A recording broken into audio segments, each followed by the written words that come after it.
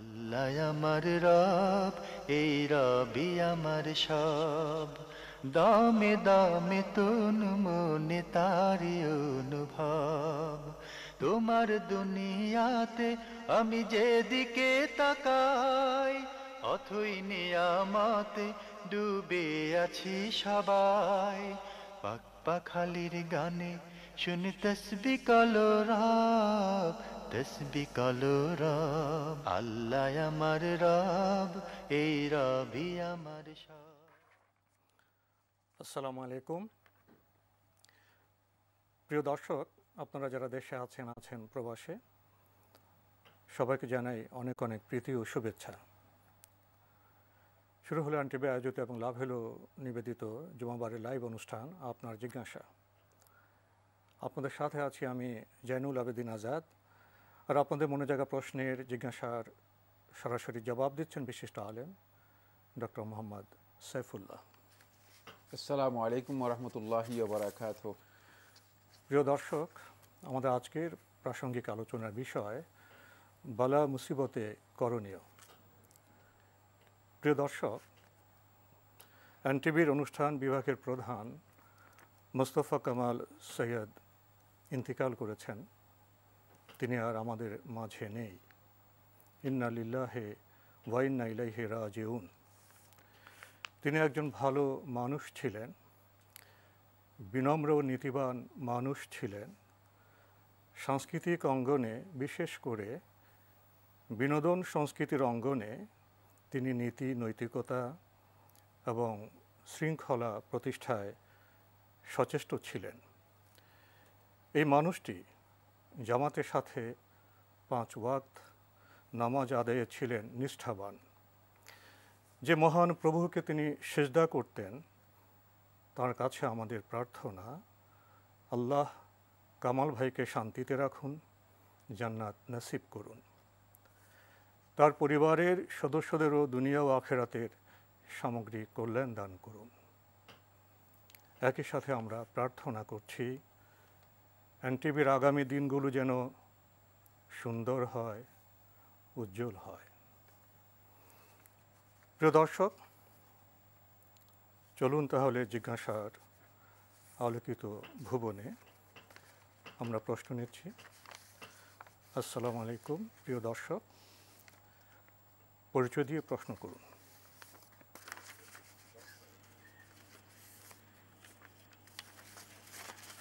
আসসালামু আলাইকুম ওয়া রাহমাতুল্লাহ। ওয়ালাইকুম আসসালাম। আমার প্রশ্ন হচ্ছে, আমাকে শুনতে পাচ্ছেন? জি, আমরা আপনাকে শুনতে পাচ্ছি, আপনি বলুন। আমার প্রশ্ন হচ্ছে, এই যে সামনে কুরবানি আসছে, জি, তো আমি কি করি, ওই নাম পড়েই খুতবা না শুনে এসে কুরবানি দিয়ে দিই? কারণ খুতবা শুনতে গেলে তারা সম্মিলিত মুনাজাত করে, আমাদের ঈদগাহে টাকা তুলে, এই জন্য আমি ওটা না করেই কুরবানি দিয়ে দিই নামাজ পড়ে এসেই। এটা সঠিক কিনা? জি। আর দ্বিতীয় নম্বর প্রশ্ন হচ্ছে, এই যে করোনা ভাইরাসের কারণে এই যে আমরা মসজিদে যাচ্ছি না, ভয় করছি, তো করোনা ভাইরাসকে যে ভয় করছি, এটা কি আমাদের ছেড়ে ফিরে যাচ্ছে না? ধন্যবাদ আপনাকে। আপনি খুবই গুরুত্বপূর্ণ প্রশ্ন করেছেন। প্রথম প্রশ্ন, কুরবানির দিন আপনি নামাজ পড়ে খুতবা না শুনে কোরবানি করে ফেলেন, কারণ বর্ণনা করেছেন, এটা কি ঠিক হচ্ছে? ধন্যবাদ এ ভাইকে। তিনি মানে ঈদের দিন খুতবা না শুনে এসে কোরবানি করেন। হ্যাঁ, খুতবা শোনাটা সুন্নাহ। সুতরাং আপনার জন্য উত্তম হচ্ছে আপনি খুতবায় অংশগ্রহণ করবেন। কারণ খুতবার মধ্যে যেই গুরুত্বপূর্ণ দিক নির্দেশনাগুলো দেওয়া হয়ে থাকে, এগুলো আমাদের জন্য, আমাদের জীবনের জন্য, আমাদের মানে কোরবানি সংশ্লিষ্ট যে সমস্ত হেদায়েত রয়েছে তার সাথে খুবই গুরুত্বপূর্ণ, খুবই সামঞ্জস্যপূর্ণ।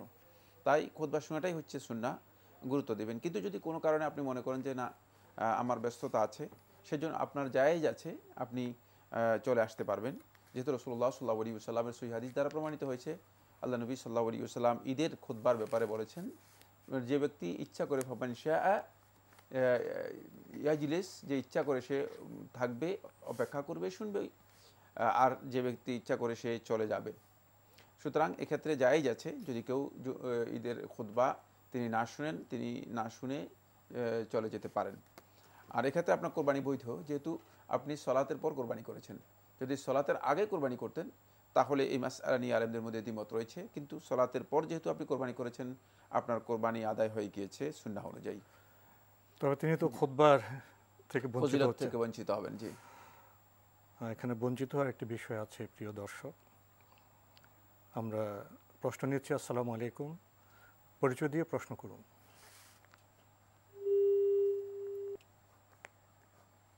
লাইনে আছেন? লাইনে থাকলে ওয়ালাইকুম আসসালাম।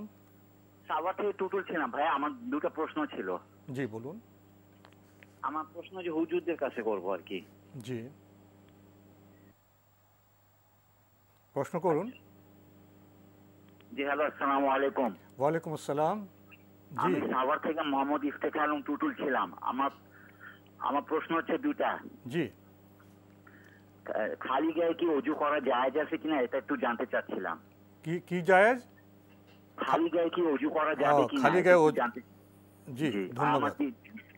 দ্বিতীয় প্রশ্ন হচ্ছে, জি আমার দ্বিতীয় প্রশ্ন হচ্ছে জুমার দিন কি গোসল করাটা কি আবশ্যক? এটা কি গোসল করতেই হবে? এটাই একটু জানতে চাচ্ছিলাম। ধন্যবাদ, আপনি খুবই সুন্দর প্রশ্ন করেছেন। খালি গায়ে ওযু করা কি জায়েজ? হ্যাঁ, খালি গায়ে উজু করা জায়েজ রয়েছে। যদি আপনি উজু করতে চান খালি গায়ে আপনার জন্য উজু করা জায়েজ রয়েছে, উজু হয়ে যাবে। জি, বাকি যে প্রশ্নটি করেছেন সেটা হচ্ছে জুমার দিনে গোসল করা। যাদের উপর জুমা ওয়াজিব তাদের জন্য জুমার দিনে গোসল করা ওয়াজিব, রাসূলুল্লাহ সাল্লাল্লাহু আলাইহি ওয়াসাল্লাম হাদিস দ্বারা সাব্যস্ত হয়েছে। সুতরাং এক্ষেত্রে আপনি জুমার গোসল করাটা আবশ্যক যদি আপনি জুমার সালাতে অংশগ্রহণ করতে চান। তবে এই মাসআলার মধ্যে আলেমদের দ্বিমত আছে। কেউ কেউ বলেছেন মুস্তাহাব বা উত্তম বা সুন্নাহ। তবে যেহেতু আল্লাহ নবী সাল্লাল্লাহু আলাইহি ওয়াসাল্লামের একাধিক হাদিসের মধ্যে নবী সাল্লাল্লাহু আলাইহি ওয়াসাল্লাম ওয়াজিব শব্দ ব্যবহার করেছেন। শেখ মোহাম্মদ ইবনে সালেহ আল উসাইমিন রাহিমাহুল্লাহ তাআলা তিনি বলেছেন যে যেহেতু রাসূলুল্লাহ সাল্লাল্লাহু আলাইহি ওয়াসাল্লাম ওয়াজিব বলেছেন এবং ওয়াজিবের দিকেই ইঙ্গিত করেছেন, তাই এটি অত্যন্ত গুরুত্বপূর্ণ। জুমার সালাত যারা আদায় করবেন তাদের জন্য জুমার দিনে গোসল করাটি বাধ্যতামূলক। এখানে আবশ্যকতার বিষয়টি খুবই স্পষ্ট। আগের ভাইয়ের একটি প্রশ্ন রয়ে গেছে, উনি প্রশ্ন করেছিলেন করোনার এই মহামারীর সময়ে আমরা যে মসজিদে জামাতে নামাজে যাচ্ছি না, এটা কি শিরক? আমরা তো করোনাকে ভয় পাচ্ছি।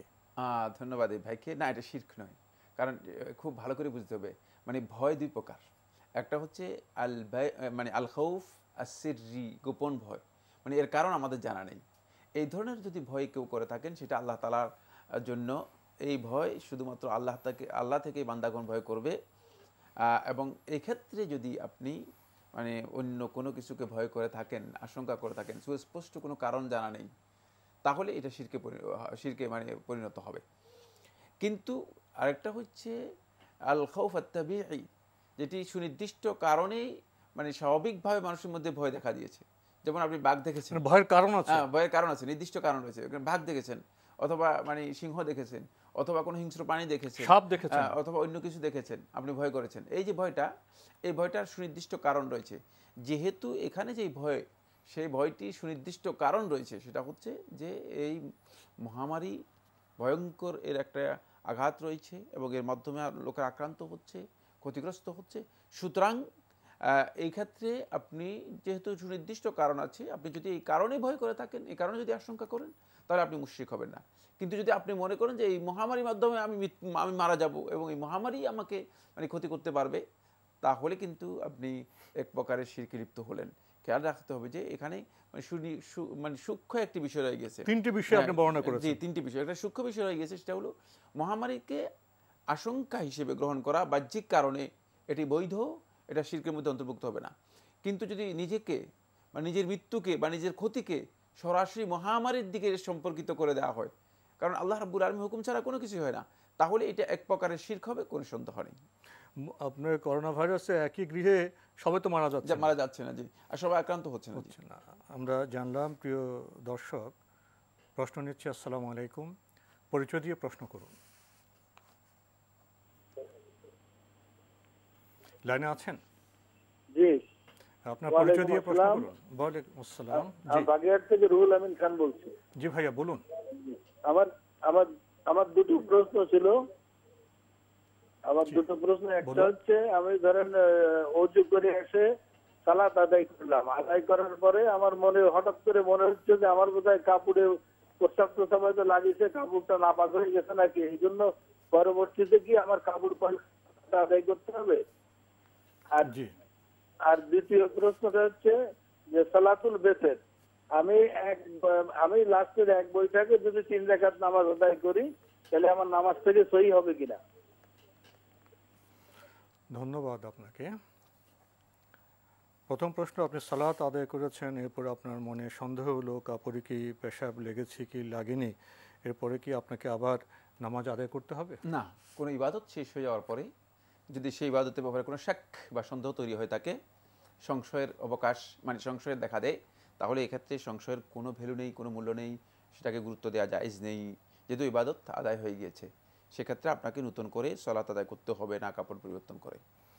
এভাবে আরেকটি প্রশ্ন করেছেন, বেতের নামাজ তিনি যদি এক বৈঠকে 3 রাকাত পড়েন, সেটা কি সহি হবে? হ্যাঁ, সেটাই সহি হবে। এবং এই মর্মে আল্লাহ রাসূল সাল্লাল্লাহু আলাইহি ওয়াসাল্লামের সাহাবী ওমরুল খাত্তাব রাদিয়াল্লাহু তাআলা আমল সাব্যস্ত হয়েছে। একসাথে যদি আপনি 3 রাকাত পড়েন, এটা আপনার সহি হবে। আমরা জানলাম। প্রিয় দর্শক, প্রশ্ন নিচ্ছে। আসসালামু আলাইকুম, পরিচয় দিয়ে প্রশ্ন করুন। আসসালামু আলাইকুম। ওয়ালাইকুম আসসালাম। হুজুর, আমার দুটো প্রশ্ন ছিল।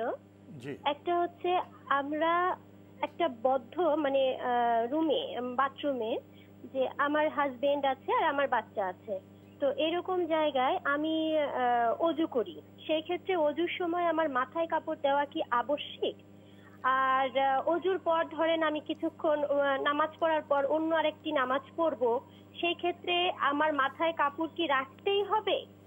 আর 2 নম্বর প্রশ্ন, আপনি নামাজের শুরুতে আমরা কি বিসমিল্লাহ বলবো কিনা?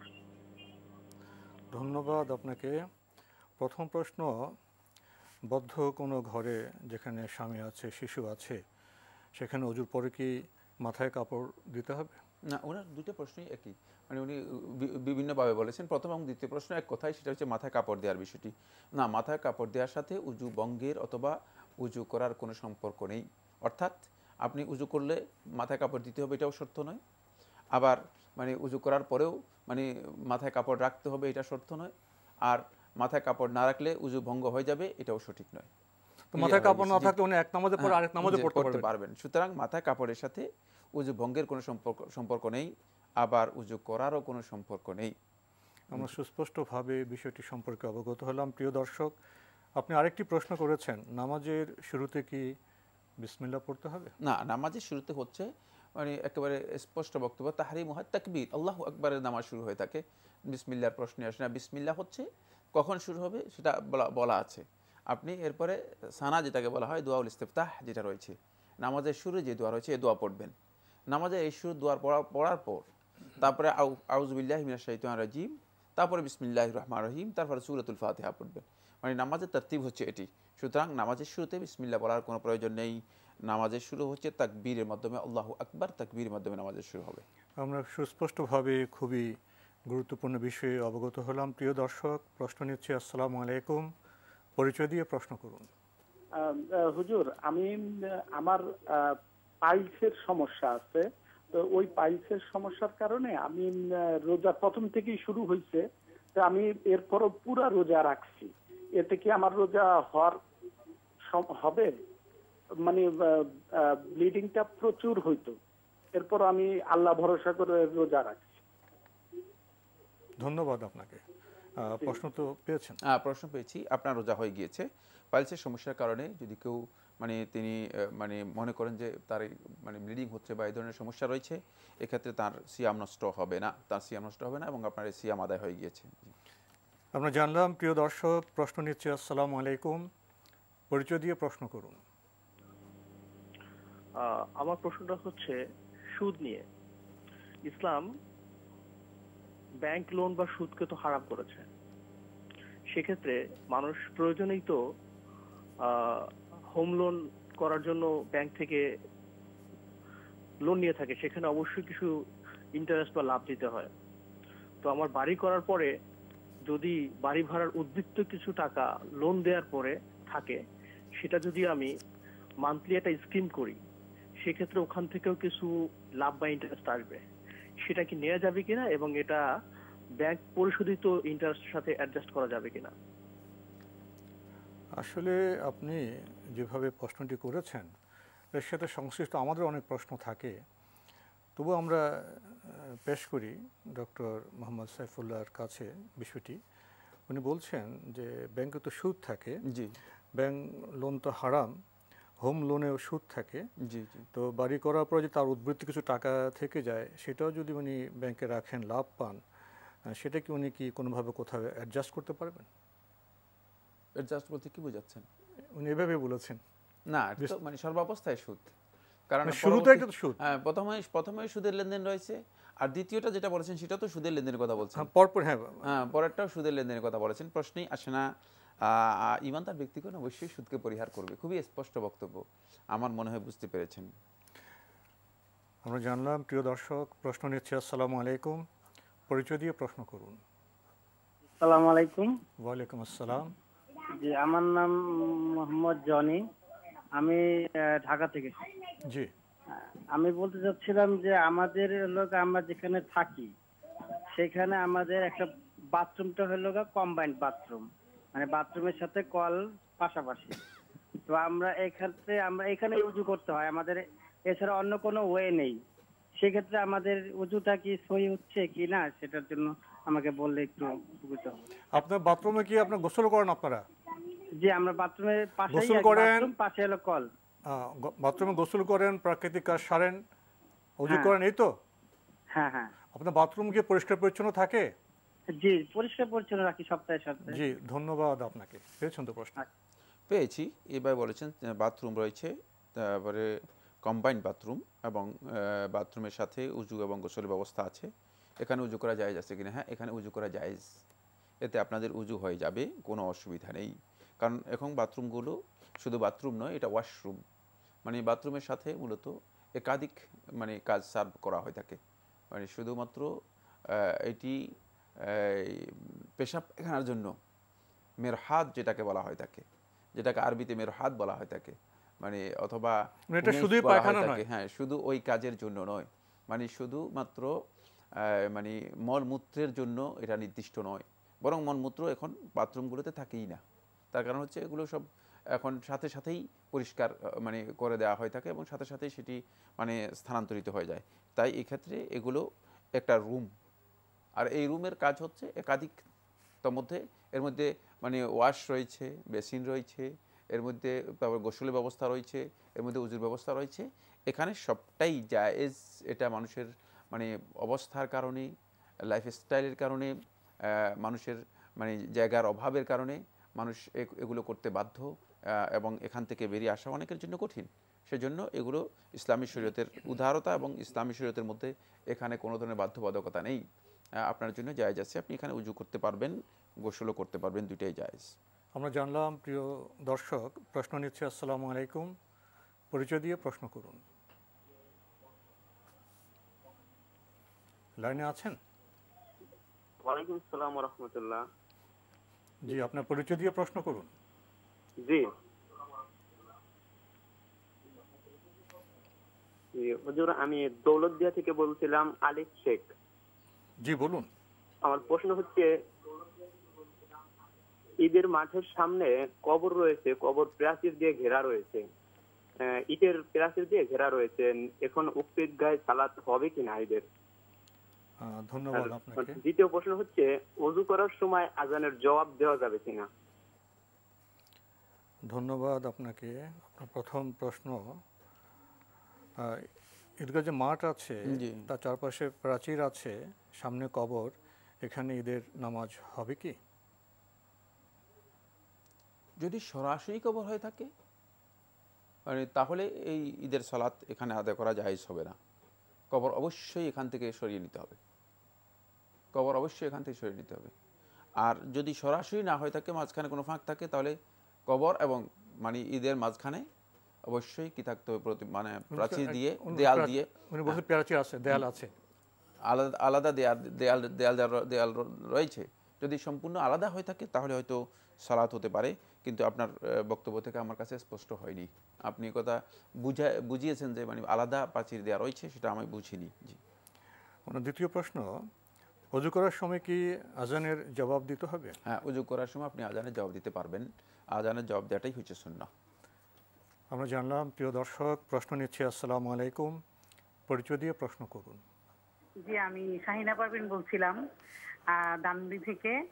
আর আমি ওই যে আপনাদের এই প্রোগ্রামটা 16 থেকে 17 সাল এখন পর্যন্ত দেখছি।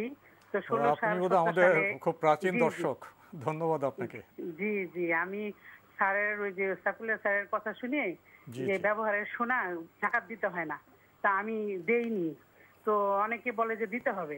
তো স্যার যখন অসুস্থ ছিলেন তখন আপনার উপস্থাপনায় দুইজন হুজুর ছিলেন। তো দুইজন হুজুরই বারবার বলতেছিলেন দিতে হবে। তারপর আমি আবার 18 সালে দিয়েছিলাম। এখন আবার আমি আপনার ভিডিওগুলো যখন আবার দেখি তখন আবার দেই না। কারণ আমার কি এটা ঠিক হচ্ছে? প্লিজ বলবেন। ধন্যবাদ আপনাকে, আপনি প্রশ্ন করেছেন, আমরাও প্রশ্ন পেয়েছেন তো? না, প্রশ্ন পেয়েছি। আসলে মানে ব্যবহৃত স্বর্ণের জাকাতের বিষয়ে আলেমদের মধ্যে দ্বিমত আছে। আমরা সম্ভবত আগেও ওই কথা বলেছি এবং একাধিকবার এই প্রশ্ন এসেছে। বাকি দ্বিমত থাকলেও প্রত্যেকটি মানে মানে বক্তব্যের মধ্যেই তার পক্ষে এবং বিপক্ষে দলিল রয়েছে এমন। কিন্তু মানে ব্যবহৃত স্বর্ণের ব্যাপারে আল্লাহ রাসূল সাল্লাল্লাহু আলাইহি ওয়াসাল্লামের এবং সাহাবায়ে কেরামদের আমল দ্বারা এটি প্রমাণিত হয়নি যে তারা ব্যবহৃত স্বর্ণের মানে সুনির্দিষ্ট সময়ে জাকাত বের করেছেন, এটি প্রমাণিত হয়নি। মানে তাহলে তো মানে মুসলিম যে সমস্ত মানে মহিলা সাহাবী ছিলেন তাদের কাছ থেকে এটি প্রমাণিত হতো এবং সুস্পষ্ট প্রমাণিত হয়েছে উম্মুল মুমিনিন আয়েশা রাদিয়াল্লাহু তাআলা থেকে তিনি বের করতেন না, জাকাত দিতেন না, সুস্পষ্ট প্রমাণিত হয়েছে। যাই হোক, এটি দীর্ঘ আলোচ্য বিষয়, এই বিষয়ে আমি মানে এত লম্বা আলোচনা করতে যাচ্ছি না। বাকি একটি ব্যাপারে মানে যারা মানে এই বিষয়ে আলোচনা করেছেন তাদের এখানে একটা মিস্টেক হয়ে গেছে, সেটা হলো ফিকহের গভীর জ্ঞানের একটা মানে পয়েন্ট রয়ে গেছে। সেটা হলো একটি বিষয়ে সমস্ত উলামায়ে কেরামে ঐক্যমতে সাব্যস্ত হয়েছে। খুব ভালো মানে করে বুঝতে হবে বিষয়টি। মানে এখানে মিস্টেকটা এই জায়গায় হয়েছে, সেটা হলো সমস্ত উলামাকে এই মাসআলার মধ্যে কেউ দ্বিমত পোষণ করেননি, কেউ। মানে যদিও এই মানে পরবর্তী মাসআলার মধ্যে দ্বিমত আছে, কিন্তু এর মধ্যে দ্বিমত নেই। সেটা হলো কোনো জিনিস সেটা যতই মূল্যবান হোক না কেন, যতই মানে গুরুত্বপূর্ণ হোক না কেন, যতই দামি হোক না কেন, যদি সেটা ইস্তেমাল ব্যবহারের জন্য রাখা হয় তাকে, তাহলে এর মধ্যে জাকাত নেই। কারণ সম্পদের এই কারণে মানে সম্পদের যদি ব্যবহারের জন্য কোনো সম্পদ রেখে দেওয়া হয় থাকে, সেখানে যতই মূল্যবান হোক না কেন জাকাত নেই। এই কারণে আপনার যদি 20 তলা বিল্ডিং থাকে আর সেটা যদি আপনি ব্যবহারের জন্য রেখে দেন, তাহলে আপনার সেখানে জাকাত আসবে না। সেটা আপনার হয়তো 200 কোটি টাকা, তাহলে আপনার এখানে সামান্য মানে 7 ভরি স্বর্ণের কেন জাকাত আসবে? এই মাসআলার মধ্যে মিস্টেক হয়ে গেছে, যারা এই বক্তব্য দিয়েছেন তাদের মিস্টেক হয়ে গেছে। আরেকটি মাসআলার মধ্যে তাদের মিস্টেক হয়েছে, যেটি অত্যন্ত গুরুত্বপূর্ণ বিষয়, মানে আমরা স্পষ্ট করে বলে দিচ্ছি, সেটা হলো মা লা ইউমকিনু ইখরাজুল যাকাতি মিনহু লা তাজিবু যাকাতু ফিহি। যেই সম্পদ থেকে জাকাত সরাসরি বের করার কোনো সুযোগ নেই, সেই সম্পদের উপর জাকাত আসে না। যেমন জমিনের উপর জাকাত কোনোদিন আসবে না যতক্ষণ পর্যন্ত উৎপাদন মানে ফসল না হবে, ফসলের উপর ওসর হবে। হ্যাঁ, জমিনের উপর জাকাত আসবে না। কারণ হচ্ছে যেই সম্পদ থেকে জাকাত বের করার কোনো সুযোগ নেই, মানে এটাকে মানে পরিবর্তন করা ছাড়া সেই সম্পদের উপর জাকাত হয় না। এই মাসআলার মধ্যেও আলেমদের কোনো যুগে কোনো আলেমদের দ্বিমত হয়নি, এখন আপনার কাছে ব্যবহৃত যে স্বর্ণ রয়েছে, এই স্বর্ণে আপনি যদি জাকাত বের করেন, যদি 40 ভাগের 1 ভাগ বের করেন, তাহলে আপনার ওই স্বর্ণটা ভেঙে ফেলতে হবে, গয়না থাকবে না। সুতরাং এটা আর গয়না থাকবে না, একেবারেই মুজমা আলাইহি মাসআলা, সমস্ত উলামায়ে কেরামের ঐক্যমতে এটি সাব্যস্ত হয়েছে। তাই এই দুটি মৌলিক ফিকহি দৃষ্টিভঙ্গিতে তাদের এই বক্তব্য একেবারেই মানে অবাঞ্ছিত। বাকি মানে আপনি কই থেকে জাকাতটা দিয়েছেন, এই মাসআলা আপনি কই থেকে এখন উত্তর দিবেন? মানে জাকাতটা আপনি কই থেকে দিয়েছেন? আপনি তো আপনার কাছে সম্পদ রয়ে গেছে, আপনি কি ওই জাকাত মানে ওই সম্পদ থেকে জাকাত বের করতে পেরেছেন? কিন্তু গহনা ভেঙে জাকাত দেননি, আলাদাভাবে অর্থ দিয়ে আলাদা আপনার কাছে টাকা থাকার কারণে দিতে পেরেছেন, কিন্তু যার কাছে টাকা নেই তিনি কই থেকে জাকাতটা দেবেন? এটি অত্যন্ত গুরুত্বপূর্ণ বিষয়। তাহলে তো তিনি অন্যের কাছ থেকে মানে আদায় করে নিয়ে জাকাত দিতে হবে। ইসলামের শরীয়ত এই ধরনের জাকাত ওয়াজিব করে না। জি। ব্যবহারের যদি উদ্দেশ্য নয়, সম্পদ হিসেবে কেউ স্বর্ণ গচ্ছিত রাখেন, তাহলে অবশ্যই তাকে যাকাত দিতে হবে। ব্যবহারের বাইরে যদি গচ্ছিত রাখেন সম্পদ হিসেবে, তাহলে অবশ্যই যাকাত দিতে হবে। প্রিয় দর্শক, আমরা খুবই গুরুত্বপূর্ণ বিষয়ে অবগত হলাম। প্রশ্ন নিচ্ছি। আসসালামু আলাইকুম, পরিচয় দিয়ে প্রশ্ন করুন। আমি ফখরুল আলম বলছি, লালমাটিয়া থেকে। জি বলুন। জি, আমার প্রশ্ন হচ্ছে যে জাকাত তো আমরা জানি যে নির্দিষ্ট কিছু খাতে জাকাত দিতে হয়। যদি ব্যক্তি পর্যায়ে যিনি জাকাতের হকদার, তাকে আমরা সেই নির্দিষ্ট ব্যক্তিকে যদি জাকাত দেই, যিনি জাকাত প্রাপ্ত হবেন, ওই ব্যক্তি কি তার এই প্রাপ্ত টাকা অর্থাৎ জাকাতের টাকাটা তার প্রয়োজন অনুযায়ী খরচ করতে পারবেন, নাকি না নির্দিষ্ট কিছু খাতে সেই টাকাটা খরচ করতে হবে? অর্থাৎ যিনি টাকাটা পাবেন, জাকাতের টাকাটা যিনি পাবেন। আপনার বক্তব্য স্পষ্ট হয়েছে। আর কোনো প্রশ্ন আছে? জি না, এতটুকু। ধন্যবাদ আপনাকে। জাকাত তো নির্দিষ্ট খাতে ব্যক্তি পেলেন, তিনি তার প্রাপ্ত টাকা কি নির্দিষ্টভাবে ব্যবহার করবেন, না তার প্রয়োজনে তিনি খরচ করবেন? না, জাকাতের খাত নির্দিষ্ট। আর যিনি জাকাতের হকদার, তাকে আপনি যখন জাকাত আদায় করে দেবেন, তখন তিনি তার প্রয়োজনে জাকাত যে কোনো খাতেই ব্যবহার করতে পারবেন। কিন্তু টাকার মালিক হয়ে গেলেন, টাকার মালিক হয়ে যাওয়ার পর তার জন্য বৈধ নয় কোনো হারাম কাজে ব্যবহার করা। হারাম কাজ ছাড়া তিনি মানে জাকাতকে তার মন মতো তার প্রয়োজনে তিনি খরচ করতে পারবেন। নির্দিষ্ট কোনো খাত ব্যবহার করার জন্য নেই যে এই কাজে ব্যবহার করতে হবে। আমাদের আজকের প্রাসঙ্গিক আলোচনার বিষয় বিপদ মুসিবতে করণীয়। আমাদের কামল ভাই তো করোনার মুসিবতে উনি ইন্তিকাল করেছেন, যদি এই বিষয়ে কিছু বলতেন। ধন্যবাদ আপনাকে। অত্যন্ত গুরুত্বপূর্ণ একটি বিষয়। এই বিষয়ের আগে আমি আসলে একটি কথা বলতে চাই। সেটা হলো, আমরা ইতিমধ্যেই শুনেছি আমাদের প্রোগ্রাম হেড সম্মানিত সৈয়দ মুস্তফা কামাল ভাই ইতিমধ্যে ইন্তেকাল করেছেন, এবং আমরা জানি যে তিনি করোনা ভাইরাসে ইন্তেকাল করেছেন। আল্লাহ রাব্বুল আলামিনের কাছে আমি দোয়া করি, রাসূলুল্লাহ সাল্লাল্লাহু আলাইহি ওয়াসাল্লাম হাদিসের মধ্যে যেটি বলেছেন যে আল মাতউন শাহিদ, যে এই ধরনের মহামারীতে যার মৃত্যু হয়ে থাকে সে শহীদের মর্যাদা লাভ করে। আল্লাহ তাআলার কাছে আমরা দোয়া করব আল্লাহ সুবহানাহু ওয়া তাআলা যেন তাকে শাহাদাতের মর্যাদা দান করেন। আমি আসলে খুব তার কাছে অনেক বেশি যেতাম না, কিন্তু সর্বশেষ 14 রমজান আমি তার অফিসে গিয়ে তার সাথে দেখা করি। তিনি খুবই আবেগ আপ্লুত হয়েছেন এবং অনেক গুরুত্বপূর্ণ কিছু কথা বলেছেন, আমার কাছে খুব ভালো লেগেছে। সর্বশেষ আমি দেখেছি যেটি, সেটা হচ্ছে এই, তিনি তার দৃষ্টিভঙ্গি, চিন্তাধারা ইত্যাদির ক্ষেত্রে সহি বিষয়গুলোকে খুব বেশি গুরুত্ব দিতেন, জানার চেষ্টা করতেন, প্রশ্ন করতেন বারবার। জি, তো আল্লাহ তাআলা তাকে নিয়ে গিয়েছেন।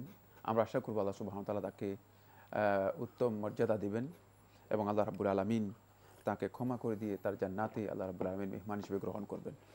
তো এরপরে আজকের যে বিষয়টি সেটা হলো এই বালা মুসিবত করণীয়, এর করণীয়। আমার বন্ধুগণ, বালা মুসিবত আমাদের জীবনের জন্য একটি অপরিহার্য বিষয়। এর থেকে কোনো ব্যক্তি, মানে কোনো প্রাণী, কোনো আল্লাহর বান্দা এর থেকে কোনো দিক থেকে মুক্ত হতে পারবে না, কারণ এটা আল্লাহ তাআলার সুন্নাত। আল্লাহ রাব্বুল আলামিন অবশ্যই বান্দাদেরকে পরীক্ষা করবেনই, কারণ পরীক্ষা না দিয়ে কেউ ভালো রেজাল্ট করতে পারে না। পরীক্ষার বাইরে কেউ মানে নিজেকে মর্যাদার আসনে নিতে পারে না। তাই পরীক্ষা অবধারিত একটি বিষয়। এই জন্য আমাদেরকে প্রথমেই এই বিষয়টি খেয়াল রাখতে হবে, পরীক্ষা আমাদের জীবনের জন্য অবধারিত একটি বিষয়। এই পরীক্ষা আমাদেরকে দিতেই হবে। বাকি এখানে যে বিষয়টি আমাদেরকে করতে হবে সেটা হলো, বালা মুসিবতের মধ্যে প্রথমে আমাদের মৌলিক যে কাজ সেটা হলো, ইমানদার ব্যক্তিগণ প্রথম কাজটি করবেন আসবর। ধৈর্য ইমানদারদেরকে অবশ্যই রাখতে হবে। অধৈর্য, অস্থির হওয়ার কোনো সুযোগ নেই। আমরা যতই অস্থিরতা দেখাবো, অধৈর্য হয়ে যাব, ততই আমরা আল্লাহ রাব্বুল আলামিনের সাথে আমাদের যে সম্পর্ক রয়েছে সেই সম্পর্ককে ছিন্ন করে আমরা আমাদের এই বস্তুর সাথে সম্পর্ক, মানে জাগতিক যে উপায় উপকরণ আছে সেগুলোর সাথে নিজেদের সম্পর্ককে বৃদ্ধি করে নিব। ফলে ইমানদার ব্যক্তিগণের জন্য এটা সবচেয়ে মূল্যবান বিষয়। আল্লাহ রাসূল সাল্লাল্লাহু আলাইহি ওয়াসাল্লাম হাদিসের মধ্যে বলেছেন, আইজাবান লি আমরিল মুমিন, যে মুমিনের কাজের জন্য আশ্চর্যের বিষয় হচ্ছে ইন্না আমরাহু কুল্লাহু খায়র, তার প্রত্যেকটি কাজের মধ্যে কল্যাণ রয়ে গিয়েছে। সে ভালো করলেও কল্যাণ, আর যদি কোনো কারণে মানে সে কোনো খারাপ তার সামনে আসে সেটাও তার জন্য কল্যাণকর। মুমিনের জন্য বিপদটাও তার জন্য কল্যাণকর। এই জন্য রাসূলুল্লাহ সাল্লাল্লাহু আলাইহি ওয়াসাল্লাম উদাহরণ দিয়ে বোঝাচ্ছেন, ইন আসাবাতহু সাররাহ, যদি কোনো ভালো কাজ, খুশ খবর, ভালো খবর তার কাছে আসে, তখন সে আল্লাহ রাব্বুল আলামিনের শুকরিয়া আদায় করে, আল্লাহ রাব্বুল আলামিনের কৃতজ্ঞতা করে, প্রশংসা করে। ফাকানা খাইরান লাহু, এটা তার জন্য কল্যাণের কারণ হয় এবং কল্যাণ হয়।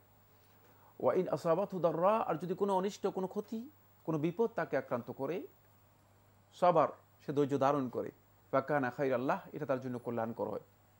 তাই আমাদের প্রথম কাজ হচ্ছে যেটি, সেটা হলো এক্ষেত্রে আমাদেরকে ধৈর্য ধারণ করতে হবে। বন্ধুগণ, এখানে ধৈর্য কাকে বলা হয় একটু আমি এই জন্য ইঙ্গিত দিচ্ছি, আমরা অনেকে ধৈর্য জিনিসটি বুঝি না। সেটা হলো আমরা যখনই কোনো বালা মুসিবত আসে, মানে মুসিবতের প্রথম থেকেই আল্লাহ রাব্বুল আলামিনের ফয়সালাকে পরিপূর্ণরূপে মেনে নেওয়ার নাম হচ্ছে ধৈর্য। মানে এটাকে অভিযোগ করা যাবে না, অভিযোগের কোনো সুযোগ নেই। কারণ আপনি কার কাছে ব্লেম করছেন? মানে আপনি যদি মানুষের কাছে এই রাব্বুস সামাওয়াতি ওয়াল আরদ, এই আসমান সমূহ এবং জমিনের মালিক আল্লাহ রাব্বুল আলামিন সম্পর্কে ব্লেম করেন, তাহলে আপনি ক্ষতিগ্রস্ত, তাহলে আপনার এর কোনো দাম নেই। আপনি যখন এরপরে যদি আপনি ধৈর্য ধারণ করেন, এই ধৈর্যের মানে কোনো লাভ হবে না, এই ধৈর্য আপনাকে কোনো কাজে দেবে না। এই জন্য প্রথমেই আপনাকে এটা মেনে নিতে হবে যে হ্যাঁ, এটি কোনো সন্দেহ নেই, এটি আল্লাহ রাব্বুল আলামিনের পক্ষ থেকে আমাদের জন্য অবধারিত একটি বিষয় ছিল। সেটাকে মেনে নিয়ে তারপরে আপনি ধৈর্য ধারণ করবেন। ধৈর্যের পরিপন্থী নয় যে আপনি উপায় উপকরণ গ্রহণ করবেন, কারণ আল্লাহ রাসূল সাল্লাল্লাহু আলাইহি ওয়াসাল্লাম বৈধ যে সমস্ত উপায় উপকরণ আছে, যেগুলোকে ইসলাম এলাউ করেছে, অনুমোদন দিয়েছে, সেগুলোকে গ্রহণ করতে রাসূলুল্লাহ সাল্লাল্লাহু আলাইহি ওয়াসাল্লাম অনুমোদন দিয়েছেন, সেগুলো গ্রহণ করতে পারবেন। এরপরে যে পয়েন্টটি করণীয়, সেটা অত্যন্ত গুরুত্বপূর্ণ বন্ধুগণ, সেটা হচ্ছে ধৈর্যের সাথে আরেকটি বিষয় আমাদেরকে জানতে হবে। প্রত্যেকটি কাজের মধ্যে এটা অপরিহার্য বিষয়, আল ইহতিসাব, সওয়াবের আশা করতে হবে।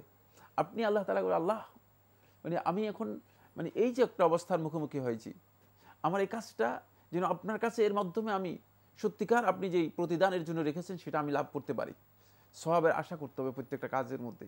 এই জন্য আল্লাহ রাসূল সাল্লাল্লাহু আলাইহি ওয়াসাল্লাম যখনই কোনো মহামারী আক্রান্ত জনপদের মানুষদেরকে আল্লাহ রাসূল সাল্লাল্লাহু আলাইহি ওয়াসাল্লাম তাদের সম্পর্কে বলেছেন, হাদিসের মধ্যে এসেছে, তাদের কাছে বলেছেন যে মানে সাবিরান মুহতাসিবান, তার সে ধৈর্য ধারণ করে আল্লাহ রাব্বুল আলামিনের কাছে সওয়াবের আশা করে যদি সেখানে অবস্থান করে, তাহলে এটা তার জন্য রহমতের কারণ হবে এবং শাহাদাতের মর্যাদায় সে উত্তীর্ণ হতে পারবে। তাই এখানে ধৈর্যের সাথে আমাদেরকে খেয়াল রাখতে হবে যে বিপদ আপদে আমরা যাতে করে কোনোভাবেই আল্লাহ রাব্বুল আলামিনের কাছে মানে এই কাজটা আমার জন্য সওয়াবের কাজ, আমি এটাকে সেভাবে গ্রহণ করতে পারি, সেই মর্যাদা যাতে লাভ করতে পারি, সেভাবে আমাদেরকে ইহতিসাব করতে হবে, আল্লাহ রাব্বুল আলামিনের কাছে সওয়াবের জন্য আশা করতে হবে। প্রিয় দর্শক, আমরা খুবই গুরুত্বপূর্ণ বিষয়ে কথা শুনছিলাম। আর মৃত্যু তো জীবনে একবারই হবে, তাহলে ধৈর্য ধরতে আমাদের অসুবিধে কোথায়? প্রশ্ন নিচ্ছি। আসসালামু আলাইকুম। প্রিয় দর্শক, পরিচয় দিয়ে প্রশ্ন করুন। জি, আসসালামু আলাইকুম। আমার নাম মাহমুদুল নবী, আমি কুমিল্লা থেকে বলছি। জি হুজুর, আমি একটা ব্যাংকে জব করি। আমার প্রশ্ন হলো যে এখন ব্যাংকের ইন্টারেস্ট যেটা, এটা আসলে কাস্টমারের হাতেও কিছু নাই, ব্যাংকের হাতেও কিছু নাই, গভর্নমেন্ট থেকে নির্ধারিত করা যে এর বেশি বা এর কম নেওয়া যাবে না বা এর বেশি দেওয়া যাবে না। এই ক্ষেত্রে সুদ বা রিবার যেই সংজ্ঞা, তাতে কি এটা এখনো অন্তর্ভুক্ত হয় কিনা? কারণ এখন না ব্যাংক ঠিক করতে পারে না কাস্টমার ঠিক করতে পারে, এটা গভর্নমেন্ট কর্তৃক নির্ধারিত। এই একটা প্রশ্ন আমার। আরেকটা প্রশ্ন হলো উজু নিয়ে। আমি কোরআন শরীফের বাংলা অনুবাদ করছিলাম, সেখানে দেখলাম যে এক জায়গায় স্ত্রীকে স্পর্শ করলে এটা উজু ভঙ্গের একটা কারণ। এখানে আসলে ব্যাখ্যাটা কি? এই স্পর্শটা বলতে কি বোঝানো হচ্ছে? কারণ এর সাথে তো নামাজেরও সম্পর্ক আছে, যদি উজু ভেঙেই যায় তাহলে তো নামাজ উজু ছাড়া পড়া যাবে। খুবই গুরুত্বপূর্ণ প্রশ্ন করেছেন প্রিয় দর্শক। প্রথম প্রশ্নটি আপনার প্রফেশনাল, আপনি তো ব্যাংকে কাজ করেন, সুদ হয়। আপনি বলছেন যে এখন সুদের বিষয়টা তো কারো হাতে নেই, না ব্যাংকারদের হাতে আছে না গ্রাহকের হাতে আছে, সরকার নির্ধারণ করে দেন, তার ভিত্তিতে আমাদের চলতে হয়। তো বর্তমান সময়ের এই যে ব্যবস্থা, এটা কি সুদের অন্তর্ভুক্ত হবে? ধন্যবাদ ভাইকে। হ্যাঁ, সুদ তো অবশ্যই, কারণ ইসলামী শরীয়তের মধ্যে সুদের যে পরিচয় রয়েছে এর সাথে এটি একেবারে সামঞ্জস্যপূর্ণ, এবং এটা মূলত আসছেই ওই দিক থেকেই, মানে সুদ এর মানে পরিকল্পনা থেকে এসেছে। তাই এটা সুনির্দিষ্ট কোনো অথরিটি যদিও নির্দিষ্ট করে দেয়, এই ধরনের সুদী কারবারের সাথে নিজেকে সম্পৃক্ত করা কোনো ইমানদার ব্যক্তিদের জন্য বৈধ নয়। অবশ্যই এখান থেকে নিজেদেরকে মানে গুটিয়ে নিতে হবে, নিজেদেরকে সরিয়ে আনতে হবে। জি, উনি আরেকটি প্রশ্ন করেছেন, উনি পড়েছেন যে স্ত্রীকে স্পর্শ করলে অজু ভঙ্গ হয়ে যাবে। তো উনি জানতে চাচ্ছেন এর সাথে তো আমাদের নামাজ এবং অন্যান্য ইবাদত জড়িত। তো স্ত্রীকে কি স্পর্শ করলেই অজু ভেঙে যাবে, না এখানে আরো কোনো ব্যাখ্যা আছে? হ্যাঁ, ব্যাখ্যা রয়েছে। সেটা হচ্ছে এই স্পর্শ শুধু স্পর্শ নয়, স্পর্শ হচ্ছে মানে স্পর্শ আল্লামস মা শাহওয়া। যদি সেক্সুয়াল টেন্ডেন্সির মাধ্যমে যদি আপনি স্পর্শ করে থাকেন, যার মাধ্যমে মনের কোনো মানে ইচ্ছা মানে থেকে যায়, তাহলে উজু নষ্ট হবে, অন্যথায় উজু নষ্ট হবে না। খুবই সূক্ষ্ম বিষয়, এই বিষয়টি আমাদের উপলব্ধি করতে হবে। প্রিয় দর্শক, প্রশ্ন নিচ্ছে। আসসালামু আলাইকুম, পরিচয় দিয়ে প্রশ্ন করুন। লাইনে আছেন? জি আছি। লাইনে থাকলে পরিচয় দিয়ে প্রশ্ন করুন। ওয়ালাইকুম আসসালাম। ওয়ালাইকুম আসসালাম। আসসালামু আলাইকুম, আমি গাজীপুর থেকে সোনিয়া জামাল বলছি। জি বলুন। আমার প্রশ্ন হয়েছে দুটি। ফার্স্ট প্রশ্ন হয়েছে গিয়ে বেতের নামাজ যে আমরা পড়ি সেটা নিয়মটা জানতে চাচ্ছি। জি। দ্বিতীয় প্রশ্ন হয়েছে আমরা যে ওযু করি সেটা সহিভাবে ওযুটা কিভাবে হয় সেটা। বলেন তো, কোনো সুস্পষ্ট প্রশ্ন হলো না। এখন ভিতরের নিয়মের যে বিভিন্নতা বৈচিত্র্য, এটা যদি আলোচনা করি পুরো অনুষ্ঠান শেষ হয়ে যাবে। ওযুর পুরো বিষয় যদি আমরা বলতে যাই পুরো অনুষ্ঠান শেষ হয়ে যাবে। আপনার কি সুনির্দিষ্ট কোনো প্রশ্ন আছে বেতের নামাজ বা ওযু প্রসঙ্গে? বেতের নামাজটা কিভাবে পড়তে হয় সেটা বললেই। ধন্যবাদ আপনাকে। আর যে তিনি প্রশ্ন করেছেন অনেক দীর্ঘ প্রশ্ন, আপনি যেটা স্পষ্ট করে দিয়েছেন। বাকি ভিতরের সলাৎ আমরা যেভাবে আদায় করে থাকি সেক্ষেত্রে আপনি 3 রাকাত আদায় করতে পারেন। 3 রাকাত আদায় করার ক্ষেত্রে আপনি 3 রাকাত একসাথেও আদায় করতে পারবেন, আর 3 রাকাত 2 রাকাত আদায় করার পর সালাম ফিরিয়ে দাঁড়িয়ে আরেক রাকাত এভাবে আদায় করতে পারবেন। তো ভিতরের সলাতের জন্য আপনার যে সমস্ত বইগুলো আছে সেগুলো থেকে বিস্তারিত জেনে নেওয়ার জন্য চেষ্টা করবেন। আমাদেরকে সুনির্দিষ্টভাবে প্রশ্ন করলে আমরা হয়তো উত্তর দিতে পারতাম। ঠিক একই বক্তব্য হচ্ছে ওযুয়ের ক্ষেত্রে। মানে ওযু অনেক দীর্ঘ আলোচ্য বিষয়, মানে এটার কোন প্রশ্ন করেছেন সেটা স্পষ্ট নয়। আমি আশা করব প্রশ্ন করার ক্ষেত্রে আসলে আমাদের মানে আপনি এই বিষয়ের উপর যে সমস্ত বইগুলো আছে, মানে আলহামদুলিল্লাহ এখন বাংলা ভাষায় অনেকগুলো বই রচিত হয়েছে যেগুলো আমরা সংগ্রহ করে পড়তে পারি। বইগুলো পড়ুন, উযু, তাহারাত, তারপরে সলাত, এগুলোর উপর অনেক বই আছে। সে বই থেকে উপকৃত হওয়ার জন্য চেষ্টা করুন। তাহলে বিস্তারিত জানার পরে যদি কোনো বিষয় আপনার কাছে স্পষ্ট হয় তাহলে প্রশ্ন করাটাই উত্তম হবে। প্রিয় দর্শক, গ্রন্থ পাঠ করুন, পাঠের পরে কোনো প্রশ্ন যদি জাগে তখন প্রশ্ন করলে সেটা আপনার জন্য উপকার হবে, আমাদের জন্য সঙ্গত হবে। আমরা প্রশ্ন নিচ্ছি। আসসালামু আলাইকুম, পরিচয় দিয়ে প্রশ্ন করুন। লাইনে আছেন? জি, লাইনে আছি। যে আপনার পরিচয় দিয়ে প্রশ্ন করুন। জি, আসসালামু আলাইকুম। ওয়ালাইকুম আসসালাম। আমি জানতে চাচ্ছিলাম বেতের নামাজ সম্পর্কে। বেতের নামাজে যে আমরা তিন রাকাত নামাজ পড়ি, লাস্ট বইটাকে বসি না, কিন্তু আমরা যে ইসের জন্য মোনাজাতের জন্য যে হাতটা উঠাই সেখানে আমরা কি তাকবীর দিব? আমি তো রুকুতে গিয়ে তারপর আমি দাঁড়ায় আমি মোনাজাত করবো। মোনাজাত করতে গেলে আমি রুকু থেকে যখন দাঁড়াবো তখন আমি মোনাজাতে যাবো, তখন আমার তাকবীরটা কি হবে? মানে বেতের নামাজে আপনি যে হাত তুলে মোনাজাত এটা বলছেন না? জি জি, ধন্যবাদ আপনাকে। আরেকটা প্রশ্ন আছে আমার। জি, আরেকটা প্রশ্ন হচ্ছে আমার, যে আমরা যে আমাদের ভিতরে দুয়াতে যে রাসূল পাক সাল্লাল্লাহু আলাইহি ওয়াসাল্লামের নাম শুনি, সেক্ষেত্রে আমাদেরকে ওখানে সাল্লাল্লাহু আলাইহি ওয়াসাল্লাম মানে দুরূদ শরীফ পাঠ করতে হবে কিনা? কখন আমাদের ভিতরে যে ইয়েগুলোতে নামাজে না? জি, নামাজের ভিতরে। ধন্যবাদ আপনাকে।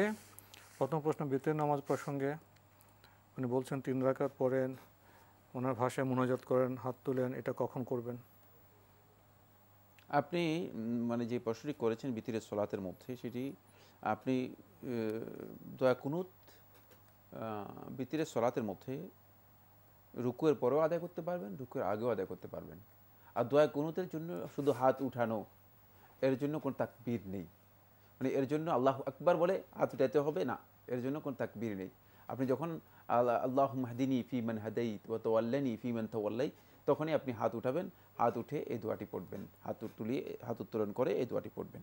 জি, অনেকে এই দোয়ার সাথে পরিচিত না, আমরা তো যেটা পড়ি আল্লাহুম্মা ইন্না নাস্তাইনুকা, সেটাও হতে পারে। আল্লাহুম্মা ইন্না নাস্তাইনুকা, সেটাও পড়তে পারেন। আল্লাহুম্মা, যখন আল্লাহুম্মা বলে শুরু করবেন, ইন্না নাস্তাইনুকা ওয়া নাস্তাগফিরুকা, এই তখন আপনি হাত উঠাবেন, হাত তুলে দোয়া করবেন।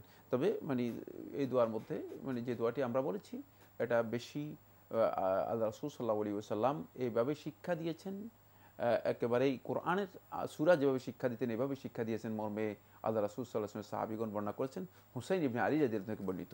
এটি তার কাছ থেকে বর্ণিত রওয়ায়াতের সংখ্যা একেবারেই কম, তার মধ্যে এটি হুসাইন ইবনে আলী রাদিয়াল্লাহু থেকে বর্ণিত একটি রওয়ায়াত।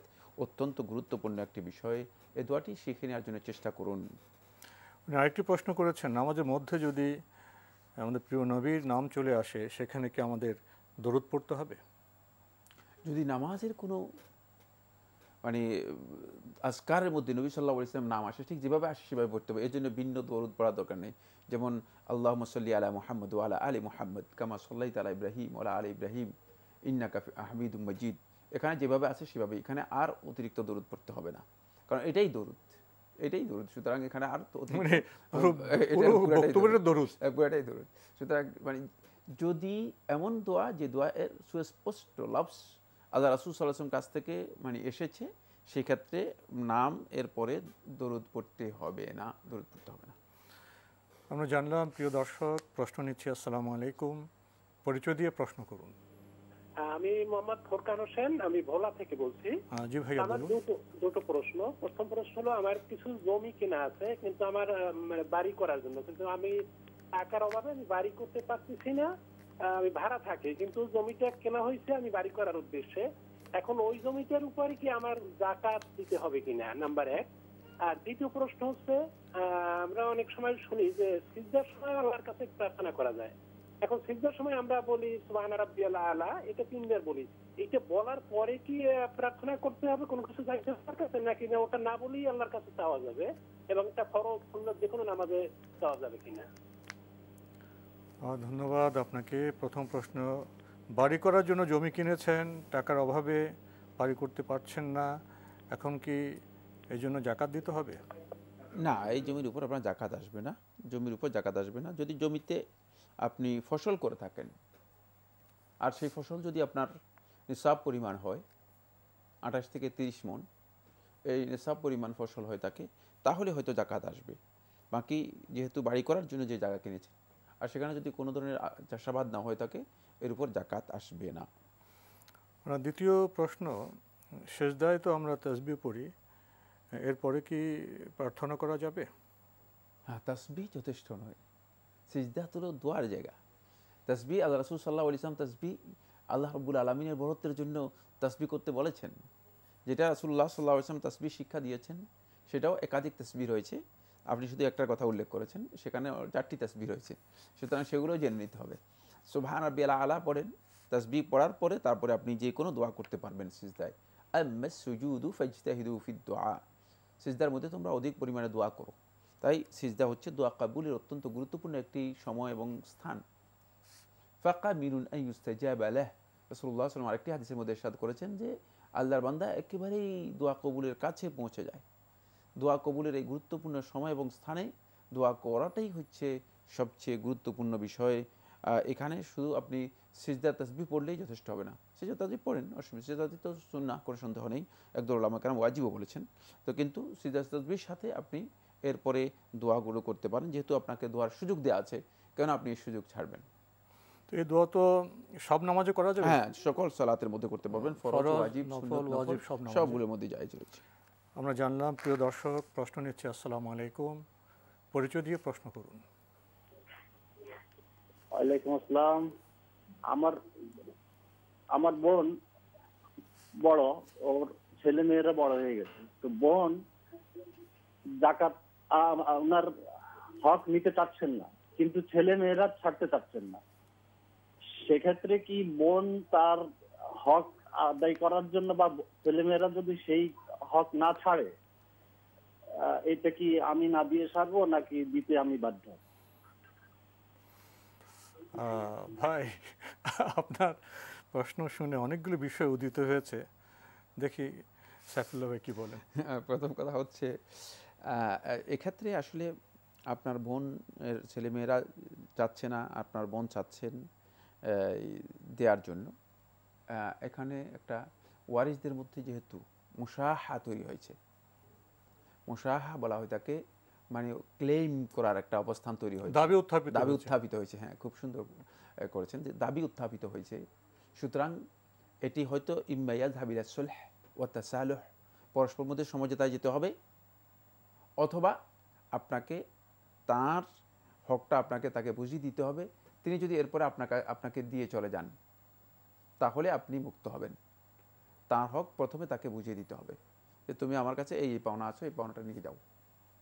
এরপরে তিনি যদি বলে গেছে না ভাই মানে তুমি দিয়ে দিয়েছো পাইছি কিন্তু তোমাকে আমি দিয়ে গেলাম, তাহলে এটা তার জন্য মানে মানে তার এখতিয়ারের মধ্যে রয়েছে, তিনি সেই কাজটি করতে পারবেন। সেক্ষেত্রে তিনি বাউন্ড নন যে সন্তানদের বক্তব্য তাকে বাধ্যতামূলকভাবে শুনতে হবে। কিন্তু এই দুটি কাজ ছাড়া এখন আপনার জন্য 3 নম্বর কাজ জায়েজ নেই, সেটা হচ্ছে আপনি আপনার বোনকে মানে জোর করবেন, তার উপর মানে এটাকে কি বলা হয় তাকে চাপ সৃষ্টি করবেন বা কৌশল করবেন, প্রেশার দিবেন যে না মানে মানে তুমি ছেড়ে দিয়ে যাও। এটা আপনার জন্য এখন কোনোভাবেই জায়েজ নেই। তাহলে আপনি ইসলামী শরীয়ত অনুযায়ী দায়মুক্ত হতে পারবেন না। আমাদের আজকের প্রাসঙ্গিক আলোচনার বিষয় বিপদ মুসিবতে করণীয়।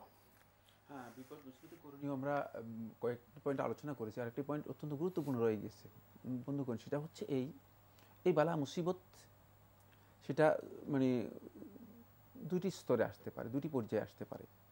হয়তো সেটা আপনার আমার জন্য পরীক্ষা হিসেবেও আসতে পারে, আবার আমাদের জন্য সতর্কতার জন্যও আসতে পারে, আল্লাহর পক্ষ থেকে সতর্কতার জন্যও আসতে পারে। সতর্কতা সেটা এক ধরনের আযাবের মতোই। সতর্কতাকে এভাবে মানে মনে করতে হবে যে এটা আল্লাহর পক্ষ থেকে এক ধরনের আযাবই। আমাদের অপরাধের কারণে, আমাদের মানে কর্মের কারণে আমরা এই ধরনের অবস্থার মুখোমুখি হতে পারি। এই ক্ষেত্রে আল্লাহর বান্দাগণ সাথে সাথে যেটা করবেন সেটা হলো আল্লাহ রাব্বুল আলামিনের কাছে ধর্ণা দিবেন। এটাকে আত-তাদাররু বলা হয় থাকে। একমাত্র আল্লাহর কাছেই ধর্ণা দিবেন। ফালাউলা ইজ জাআহুম বা'সুনা তাদাররু, আল্লাহ সুবহানাহু ওয়া তাআলা কোরআনে কারীমে স্পষ্ট করে বলে দিয়েছেন যদি তাদের কাছে আমার এই শাস্তি, এই সতর্ক সংকেত এটা তাদের কাছে এসে যায়, তারা কি মানে আমার কাছে ধর্ণা দিতে পারে না? আল্লাহ রাব্বুল আলামিন চান বান্দারা যে আল্লাহ তাআলার কাছে ধর্ণা দিক, ক্ষমা চাক। একেবারেই ধর্ণা দেওয়ার মানে ধর্ণা দিবে। কিভাবে ধর্ণা দিবে? অন্য আয়াতের মধ্যে আল্লাহ সুবহানাহু ওয়া তাআলা বলে দিয়েছেন, সেটা হলো এই ওয়ামা কানা আল্লাহু মুআযযিবাহুম ওয়া হুম ইস্তাগফিরুন। আল্লাহ রাব্বুল আলামিন কখনো তাদেরকে শাস্তি দিবেন না যখন তারা আল্লাহ তাআলার কাছে ইস্তেগফার করা শুরু করবে, ক্ষমা প্রার্থনা শুরু করবে। এজন্য যে জাতির উপর আযাব এসে গিয়েছে, একেবারে আযাব মাথার উপর নেমে গিয়েছে, তারপরেও যখন তারা আল্লাহ রাব্বুল আলামিনের কাছে প্রত্যাবর্তন করে ধর্ণা দিল, আল্লাহ রাব্বুল আলামিনের কাছে ক্ষমা প্রার্থনা করলো, আল্লাহ রাব্বুল আলামিন তাদের উপর থেকে আযাব উঠিয়ে নিয়ে গেছে। এই জন্য আমাদেরকে আল্লাহ রাব্বুল আলামিনের কাছে ধর্ণা দিয়ে আযাব উঠিয়ে নেওয়ার জন্য আমাদেরকে ইস্তেগফার করতে হবে বেশি বেশি করে। এখানে করণীয় কাজ হচ্ছে ইস্তেগফার করা। আমরা ইস্তেগফারের বিষয়গুলো ভুলে যাই। সেক্ষেত্রে আমরা অনেকেই মনে করে থাকি যে এই যে আমাদের উপায় উপকরণের মাধ্যমেই আমরা মানে বিপদ থেকে মুক্তি লাভ করব। তখন আমাদের মানে অন্তরটা ইস্তেগফার থেকে বিচ্যুত হয়ে গিয়ে উপায় উপকরণের সাথে লেগে যায়। এরপরে যে পয়েন্টটি সেটা হলো আদ-দুআ, আল্লাহ তাআলার কাছে প্রার্থনা করা। বান্দাগণ আল্লাহ রাব্বুল আলামিনের কাছে দোয়া করবেন। দোয়া করবেন কিভাবে? দোয়া করার পদ্ধতি হচ্ছে নিজের অন্তরকে পরিপূর্ণরূপে আল্লাহ রাব্বুল আলামিনের সাথে সম্পৃক্ত করে, যে আল্লাহ রাব্বুল আলামিনের কাছেই মানে একমাত্র এর সমাধান রয়েছে। এটাকে একমাত্র মুক্ত করার ক্ষমতা, এখান থেকে পরিত্রাণের একমাত্র ক্ষমতা আল্লাহ রাব্বুল আলামিন ছাড়া আর কেউ রাখেন না।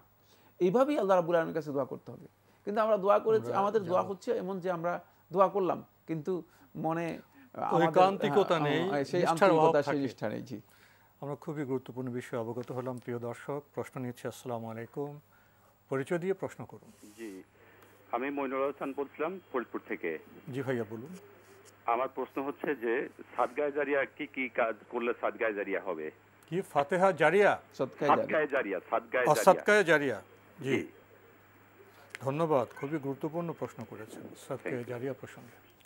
ধন্যবাদ। এই ব্যক্তি সাদগায়ে জারিয়ার কাজগুলো অনেক, রাসূলুল্লাহ সাল্লাল্লাহু আলাইহি ওয়াসাল্লাম হাদিসের মধ্যে এগুলো দৃষ্টি আকর্ষণ করেছেন। আপনি একটা শিক্ষা প্রতিষ্ঠান, দ্বীনি প্রতিষ্ঠান করে দিলেন, আপনি লোকদেরকে মানে জ্ঞান অর্জনের করার জন্য একটা ব্যবস্থা করে দিলেন, মানুষের জন্য একটা মানে পানির ব্যবস্থা করে দিলেন, পানি পান করার জন্য টিউবওয়েল বসিয়ে দিলেন, তা অথবা মানে একটা মসজিদ মানুষের জন্য নির্মাণ করে দিলেন। মানে সাদকায়ে জারিয়া হচ্ছে এমন কাজ করা যে কাজগুলো সামগ্রিকভাবে অনেকেই উপকৃত হয়ে থাকে, আর যেগুলো অব্যাহতভাবে মানুষ মানে পরম্পরায় দীর্ঘ সময় পর্যন্ত যেগুলো জারি থাকে, মানুষ যেগুলো থেকে উপকৃত হয়ে থাকে, এই সমস্ত কাজই সদকায়ে জারিয়া হবে। এই সমস্ত কাজই সদকায়ে জারিয়া হবে। রাসূলুল্লাহ সাল্লাল্লাহু আলাইহি ওয়াসাল্লাম সদকায়ে জারিয়াকে কমন রেখে দিয়েছেন, এই জন্য সুনির্দিষ্ট করে দেন না কাজের মধ্যে। মানে এই কথা বলেন না যে এই কাজটা করো, যাতে করে আসলেই মানে অনেক কাজ রয়েছে যে ভালো কাজগুলো, যেগুলো মানে এই কাজের ইমপ্যাক্ট এবং প্রভাব, মানে এই কাজের অবস্থানটা জারি থাকবে, অব্যাহত থাকবে। এই ধরনের কাজ বহু, এই ধরনের অনেক কাজ নতুন নতুন অনেক হতে পারে। যেমন আপনি একটি মানে ইসলামী একটি বুক অথবা কোরআনের একটি তাফসীর অথবা হাদিসের একটি মানে গ্রন্থ সেটা প্রকাশ করে দিলেন, এবং প্রকাশ করে দিয়ে মানুষের মধ্যে সেটা ব্যাপকভাবে মানে এটা মানুষ এর যতদিন পর্যন্ত এখান থেকে জ্ঞান নিবে ততদিন পর্যন্ত এটি সদকায়ে জারিয়ার মধ্যে অন্তর্ভুক্ত হবে। আর এটি যখন ব্যাপক হয়ে যাবে তখন আপনি দেখতে পাবেন যে মানে এখান থেকে যারা জ্ঞান অর্জন করতেছে তারা উপকৃত হচ্ছে, পরবর্তী প্রজন্ম উপকৃত হচ্ছে, জেনারেশন বাই জেনারেশন মানে সবাই উপকৃত হচ্ছে। এই প্রত্যেকটি কাজই মূলত সদকায়ে জারিয়া। তোর মধ্যে আল্লাহ নবী সাল্লাল্লাহু আলাইহি ওয়াসাল্লাম যেগুলো উল্লেখ করেছেন, তোর মধ্যে আজিরা নাহারান, কেউ একটা নদী যদি প্রবাহিত করে দিতে পারে, কারণ মানুষ উপকৃত হবে, পানির মাধ্যমে শেষ করতে পারবে, পানির মাধ্যমে মানে পরিচ্ছন্নতা অর্জন করতে পারবে, খাল নালা এগুলো মানে আল্লাহ রাসূল সাল্লাল্লাহু আলাইহি ওয়াসাল্লাম হাদিসের মধ্যে মানে স্পষ্ট করে অনেকগুলো, যেমন আপনি লোকদেরকে কোরআন দিলেন, কোরআন দিলেন, মানে ওয়ারাসা মুসহাফান, একটা মুসহাফ কাউকে কোরআন দিয়ে দিলেন, লোকদের মধ্যে কোরআন বিতরণ করলেন, কোরআনের জ্ঞান মানুষ অর্জন করলো, কোরআন তালিমের জন্য মানে প্রতিষ্ঠান করে দিলেন। এসব কাজগুলো সদকায়ে জারিয়া হবে। আমরা খুবই গুরুত্বপূর্ণ বিষয়ে অবগত হলাম। প্রিয় দর্শক, প্রশ্ন নিচ্ছি। আসসালামু আলাইকুম, পরিচয় দিয়ে প্রশ্ন করুন। হ্যালো, যেমন আপনাকে শুনতে পাচ্ছি, পরিচয় দিয়ে প্রশ্ন করুন। জি, আমি নাখালপাড়া থেকে মিরাজুল আলম বলছি। হ্যাঁ জি ভাইয়া বলুন। জি, আমি একটু আগে জানতে পারলাম আমাদের এখান থেকে যে স্বর্ণের ব্যবহারের উদ্দেশ্যে রাখা হলে সেটার উপর যাকাত দিতে হবে না, কিন্তু আমি কি পরিমাণ ব্যবহারের জন্য রাখতে পারবো? কারণ ব্যবহারের তো কোনো লিমিট নেই, কেউ 10 ভরি রাখে, কেউ 100 ভরি রাখতে পারে। ধন্যবাদ আপনাকে। জি জি জি, পেয়েছেন তো প্রশ্ন? কি পরিমাণ পেয়েছি না, পরিমাণ তো মানে নির্ভর করবে আপনার ব্যক্তির উপর। পরিমাণ কোনো ইসলাম পরিমাণ নির্দিষ্ট করে দেয়নি ব্যবহারের জন্য, তবে ইসলাম একটি জিনিস নির্দিষ্ট করে দিয়েছে, সেটা হচ্ছে অপচয় হয় এই কাজকে ইসলাম হারাম করে দিয়েছে। এটাই মূল কাজ, এটা মূল দৃষ্টিভঙ্গি। এখন আপনি কি অপচয় করতেছেন সেটা আপনি তো বুঝবেন, আপনার মানে কতটুকু প্রয়োজন, এর অতিরিক্ত যেই কাজটি আপনি করছেন সেটাই অপচয়। প্রয়োজনের অতিরিক্ত করাটাই অপচয়। এর জন্য নির্দিষ্ট নেই যে আপনি 100 ভরি রেখে দিবেন। হ্যাঁ, যদি কেউ 100 ভরি তার প্রয়োজন মনে করেন তিনি রাখতে পারবেন, যদি তিনি ব্যবহারের জন্য রাখেন তাহলে তার উপর যাকাত আসবে না। কিন্তু অপচয় ইসলামী শরীয়তের মধ্যে হারাম, এই কনসেপ্টকে সামনে রেখেই আপনাকে কাজটি করতে হবে। আমরা জানলাম। প্রিয় দর্শক, প্রশ্ন নিচ্ছি। আসসালামু আলাইকুম, পরিচয় দিয়ে প্রশ্ন করুন। ওয়ালাইকুম আসসালাম, আমি গাজীপুর থেকে সুমি বলছিলাম। জি বলুন। আমার দুটা প্রশ্ন আছে। আমার প্রথম প্রশ্ন হচ্ছে যে মেয়েদের বিয়ে হলে হাতে যদি চুড়ি না পরে স্বামীকে মানে খেতে দেওয়া হয় তাহলে নাকি স্বামীর হাত কাটা যায়, এটা কতটুকু শরীয়ত সম্মত? আর দ্বিতীয় প্রশ্ন হচ্ছে বাড়িতে কোনো মানে গার্জিয়ান মারা গেলে মানে 3 দিন নাকি বাড়ি থেকে বের হওয়া যায় না, আর হচ্ছে মাছ গোশত এগুলো নাকি খাওয়া যায় না, আর গোসল ছাড়া নাকি ভাত খাওয়া যায় না, এটা কতটুকু শরীয়ত সম্মত? এটা যদি একটু বিস্তারিত বলতেন। ধন্যবাদ। আপনি তো এমন কিছু প্রশ্ন এখানে উত্থাপন করেছেন। এরকম অনেক আরো বিষয় আছে। মেয়েরা যদি চুরি না পরে স্বামীকে খাবার খেতে দেয় তাহলে নাকি স্বামীর হায়াত কমে যায়। মানে উনি যে কথাগুলো বলেছেন, মানে এগুলো বিস্তারিত আলোচনা প্রয়োজন নেই, সবগুলোই কুসংস্কার। এগুলোর সাথে ইসলামের সামান্যতম কোনো সম্পর্ক নেই। যদি এ ধরনের কোনো আকিদাকেও মানে পোষণ করে থাকেন তাহলে তার আকিদাও একটা বিভ্রান্ত আকিদা, বরং এটা কোথাও কোনো না কোনো ক্ষেত্রে কুফরিও হতে পারে, কোনো কোনো ক্ষেত্রে কুফরি হতে পারে। সুতরাং এই ধরনের আকিদা পোষণ করাও জায়েজ নেই, আর এগুলো সবই কুসংস্কার। আপনার প্রশ্নের উত্তর এক কথা আমরা বলে দিলাম। জি, তাহলে বাড়ি থেকে মারা গেলে বেরো হওয়া যাবে, মাছ মাংস খাওয়া যাবে, মাছ মাংস খেতে পারবেন, বেরোতে পারবেন, কোনো অসুবিধা নেই। জি, এগুলো আসলে কুসংস্কার, আমরা স্পষ্ট করে জানলাম। প্রিয় দর্শক, প্রশ্ন নিচ্ছি। আসসালামু আলাইকুম, পরিচয় দিয়ে প্রশ্ন করুন। হ্যালো, আসসালামু আলাইকুম। ওয়ালাইকুম আসসালাম। আমার দুটি প্রশ্ন। জি, আমি নওগাঁ থেকে তালিব বলছি। জি। আমার স্ত্রী পর্দা করে না, তাকে আমি পর্দার কথা বলি, কিন্তু সে বলে যে সময় হলে করব, সময় হলে করব, কিন্তু 7 বছর চলে যাচ্ছে। তো সেক্ষেত্রে কি দেখাতে আমার বিবাহিত জীবন সারা জীবন চালিয়ে যাওয়া কি ঠিক হবে? আর আরেকটি প্রশ্ন, যে আমি আমার পায়ের সমস্যার জন্য আমি বসতে পারি না মাটিতে। তো সেক্ষেত্রে জামাতে নামাজ পড়ার সময় আমি কাতার বরাবর চেয়ার রেখে, কাতারের পিছনে চেয়ার রেখে আমি কাতার বরাবর দাঁড়াই, আর এভাবে আমি সালাত আদায় করি। কিন্তু সেজদার সময় অন্যান্য মুসল্লি থেকে তো আমি একটু পিছনেই থাকবো, কারণ চেয়ারটা থেকে পিছনেই থাকে, সেখানে আমি সেজদার সময় সেজদা করি, বাট আমি তো দাঁড়াতে সক্ষম, আমি দাঁড়িয়ে থাকি। তো এভাবে সালাতটা আসলে সহি হচ্ছে কিনা? ধন্যবাদ আপনাকে, খুবই গুরুত্বপূর্ণ প্রশ্ন করেছেন। আপনার স্ত্রী পর্দা করেন না, করতে বললে বলেন সময় হলে করব, বেশ কয়েক বছর হয়ে গেছে। আমার প্রশ্ন হলো, এভাবে কি আপনি বিবাহিত জীবন অব্যাহত রাখবেন? ধন্যবাদ। এবারকে তিনি মানে চেষ্টা করেন, অব্যাহত চেষ্টা করেন, তাকে বোঝানোর জন্য চেষ্টা করেন। হতে পারে যে তিনি ইসলাম সম্পর্কে তার যে পরিবেশে তিনি বড় হয়েছেন সেখানে হয়তো ইসলাম সম্পর্কে জানতে পারেননি। তাকে সময় দেন, তাকে এখনও সময় দিয়ে বোঝানোর জন্য চেষ্টা করুন। মানে সেক্ষেত্রে যদি তিনি পরিপূর্ণরূপে আপনার সময় বলতে কী বোঝাচ্ছেন সেটা তাকে স্পষ্ট করুন। সময় কখন হবে সেটা আপনি স্পষ্ট করুন। মানে সময় হবে কখন, সময় বলতে তিনি কি বুঝিয়েছেন? তিনি কি জানেন আগামীকাল তার মৃত্যু হবে না? তিনি কিভাবে, মানে কিসের ভিত্তিতে, তাকে এই বিষয়গুলো বোঝানোর জন্য চেষ্টা করুন।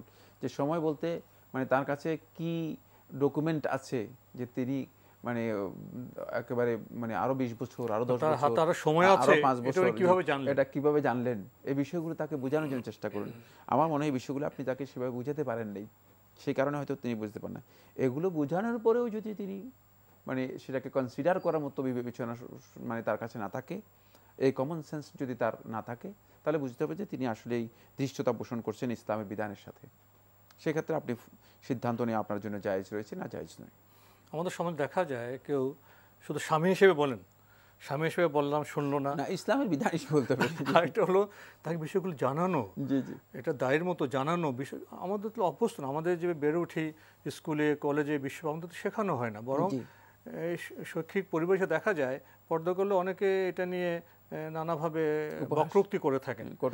এমন যদি না জানেন পর্দা বিষয়টা, গুরুত্বটা, তাহলে তো জানাজানির বিষয়টা তো আগে আসতে হবে। শুধু অর্ডার দিলাম এরকম তো হয় না, বোঝাতে হবে, জানাতে হবে। ওইটা এই জন্য বলেছি যে তিনি মানে সেভাবে বোঝানোর জন্য চেষ্টা করুন, একটু সময় নিয়ে বোঝানোর জন্য চেষ্টা করুন।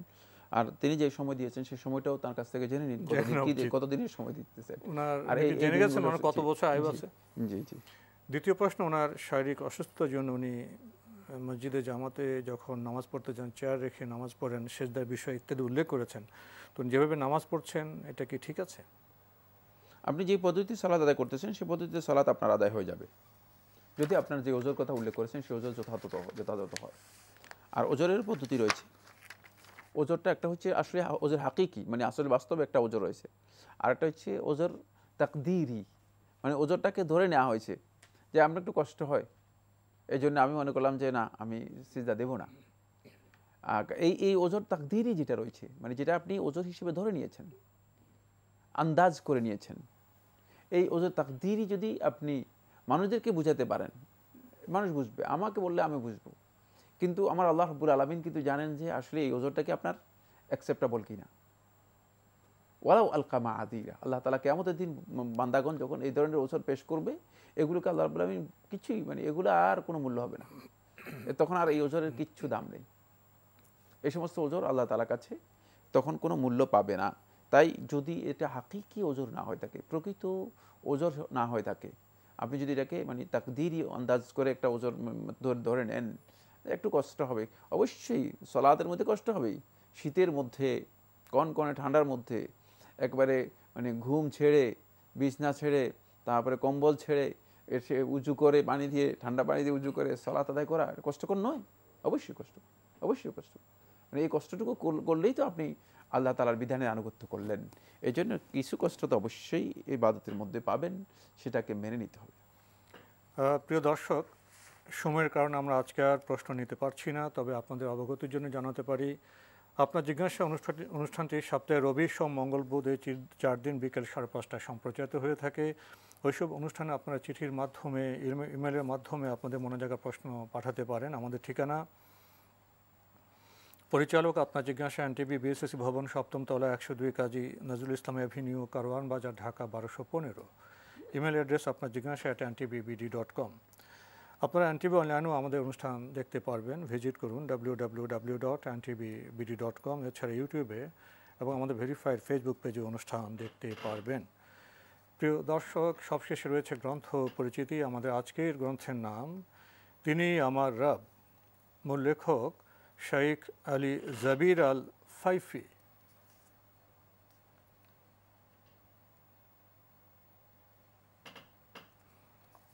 তিনি আমার রব এই গ্রন্থটি অনুবাদ করেছেন আবদুল্লাহ মজুমদার, প্রকাশ করেছে সমকালীন প্রকাশন। দীর্ঘ সূচি রয়েছে এই গ্রন্থে। আস-সামাদ, আল হাফিজ, আল লতিফ, আল শাফি, আল ওয়াকিল, আল শাকুর, আল জব্বার, আল হাদি, আল গাফুর, আল করিব, আরও খুবই গুরুত্বপূর্ণ বিষয় রয়েছে এই গ্রন্থে। প্রিয় দর্শক, এই গ্রন্থটির মূল্য 272 টাকা। আর কেউ যদি এই গ্রন্থটি পেতে চান টেলিফোনে যোগাযোগ করতে পারেন। Telephone number 01616626636। আবারও বলছি 01616626636। তিনি আমার রব। যদি সংক্ষেপে কিছু বলতেন এই গ্রন্থটি সম্পর্কে। ধন্যবাদ। তিনি আমার রব, আল্লাহ রাব্বুল আলামিনের প্রকৃত পরিচয় তার সুন্দর সুন্দর নামগুলোর মধ্যে রয়ে গিয়েছে। কতই না সুন্দর নাম আল্লাহ রাব্বুল আলামিনের রয়েছে। আমরা অনেকে আল্লাহ রাব্বুল আলামিনের এই নামগুলোর যে প্রকৃত তাৎপর্য সেগুলোকে উপলব্ধি করতে পারি না। এখানে সেই দিকটা খুব স্পষ্ট করে সুন্দরভাবে সাহিত্যিক খুব সাবলীল ভাষায় তুলে ধরা হয়েছে। এর মাধ্যমে আমরা আল্লাহ তাআলার মারিফত লাভ করতে পারবো। আল্লাহ রাব্বুল আলামিনের কর্মের পরিধি কি সেটা উপলব্ধি করতে পারবো এবং আল্লাহ তাআলার জাতের যে শান রয়েছে, মর্যাদা রয়েছে, সেটাকে আমরা সত্যিকারভাবে জানতে এবং বুঝতে পারবো। তাই এটার দাবি আল্লাহ তাআলার ইবাদত আমাদের জন্য, তখন আল্লাহ তাআলার ইবাদত করতে একটা স্বাদ, মৌলিক যে স্বাদটুকু রয়েছে সেটা আমরা লাভ করতে, আনন্দটা পাবো। এই জন্যই মূলত এটা খুবই প্রয়োজন। আল্লাহ সুবহানাহু ওয়া তাআলা বারবার এই কোরআনে কারীমের মধ্যে তার নামগুলো এই কারণেই উল্লেখ করেছেন, যাতে করে বান্দাগণ এভাবে আল্লাহ তাআলার পরিচয় উপলব্ধি করে আল্লাহর আনুগত্যের দিকে নিজেদেরকে ধাবিত করতে পারে। একটি বিষয় আপনার কাছ থেকে জানতে চাইব। আমরা তো অনেক সময় না জানি ভক্তি করি, আল্লাহ মহান, আল্লাহ মহান, আল্লাহ মহান, একটু ফাঁপা হয়ে যায় বিষয়টা। তিনি কিভাবে মহান সে বিষয়গুলো জানলে তো বোধহয় আল্লাহর প্রতি আমাদের যে ভালোবাসা এবং আল্লাহর নির্দেশ আদেশ মানার ক্ষেত্রে আমাদের যে আন্তরিকতা সেটা আসবে। এ বিষয়ে কিছু বলবেন? শেখুল ইসলাম কাইয়ুম রাহমাতুল্লাহ বিষয় তার কিতাবের মধ্যে উল্লেখ করেছেন। তিনি বলেছেন যে আল্লাহ রাব্বুল আলামিনের ভালোবাসা এবং ভক্তি আল্লাহ রাব্বুল আলামিনের পরিচয় ছাড়া কোনোভাবেই সম্ভব না। পরিচয় না জেনে ভক্তি করা যায় না। এটাকে মারিফত বলা হয় থাকে। কিন্তু আমরা যে ভক্তিটা করতেছি এটা আসলে ভক্তি নয়, এটা ভক্তির আনুষ্ঠানিক রূপ। এটাকে পর্বণ বলা হয় থাকে। এটা শুধুমাত্র আনুষ্ঠানিকতা। এই জন্য আমরা এর মধ্যে প্রকৃত মজা পাচ্ছি না। এই প্রকৃত স্বাদটুকু উপলব্ধি করতে হলে আল্লাহ রাব্বুল আলামিনের প্রথমে পরিচয়টুকু লাভ করতে হবে। আমরা যদি প্রথমেই তার পরিচয় জানতে পারি তাহলে তার ভালোবাসা আমাদের অন্তরের মধ্যে খুব সহজেই স্থান পাবে এবং সেই ভালোবাসা দিয়ে আমরা আল্লাহ তাআলার আনুগত্য করতে পারব। পরিচয় জানার আহ্বান রেখে বোধহয় আমরা আমাদের আজকের অনুষ্ঠান শেষ করতে পারি। আপনাকে অনেক ধন্যবাদ। আপনাকে অশেষ ধন্যবাদ। প্রিয় দর্শক, আমরা জানলাম আল্লাহকে প্রকৃত ভালোবাসতে গেলে তার পরিচয় সম্পর্কে আমাদের জানতে হবে। আসুন আমরা সেদিকে অগ্রসর হই। দেখা হবে ইনশাআল্লাহ আগামী জুমাবার একই সময়ে। প্রিয় দর্শক, মহান আল্লাহ আমাদের সবাইকে নিরাপদে রাখুন শান্তিতে। আসসালামু আলাইকুম। আল্লাহ আমার রব, এই রবি আমার সব, দামে দামে তুন মনে তারি অনুভব। আল্লাহ আমার রব, এই রবি আমার সব।